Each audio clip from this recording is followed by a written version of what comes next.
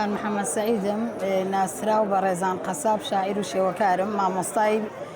یەکێک لە قوتابخانەکانی شاری سلێمانی مامۆستای هونەرم لێرە بەشداریم کردووە بە هۆنراوەی سانا لە دووهەم فیستیڤاڵی شعری ژنانی شاری هەڵەبجە زۆر دەستخۆشییان لە یەکەم بۆ دەستخۆشی لە بەڕێوەبەرایەتی ڕۆشنبیری هەڵەبجاکەم بۆ سازدانی ئەم جۆرە فیستیڤاڵانە بەڕاستی ئەم جۆرە فیستیڤاڵانە هۆکارێکی سەرەکین بۆ ناساندنی دەقەکانی یەکتر هەموو لە نێو شاعیرەکانە چ لە ڕەگەزی نێر و چ لە ڕەگەزی نێر ئێمە یعنی لە دوورەوە ڕەنگە زۆر بەو شێوازە ئاشنا نەبین بە نووسینەکانی یەکتر بەس دەم فیستیڤاڵانە هەم سوود لە یەکترە بینین هەم زیاتر ئاشنایی دروستە بێ لە نێوانمانە دەستخۆشیتان لە یەکەم سوپاس.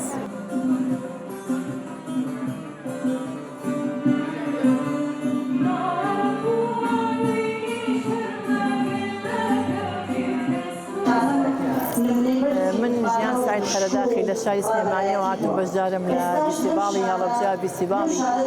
دووەمی قەڵەمیشن کە تێدا چەند قەڵەمێکی ژنان کۆکراونەتەوە ئەمڕۆ شعرەکانیان دەخوێننەوە و دواتریش ئەمە بەڕاستی جێگەی دەستخۆشیە جێگەی خۆشحاڵیە من دەستخۆشی لە ستافی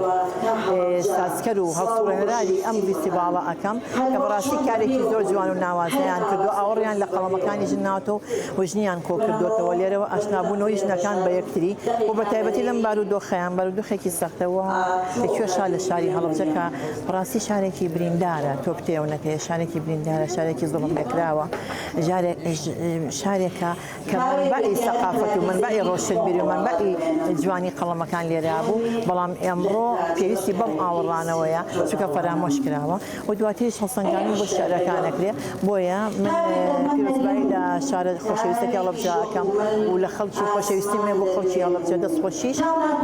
فیستیڤال لە دروستکەر و سازکەری فیستیڤاڵەکە ئەەکەم و ئافرینیان لێ ئەەکەم و هیوادارم بەردەوام بن و ئەمە بیرۆکەیەکی زۆر جوانە بەڕاستی.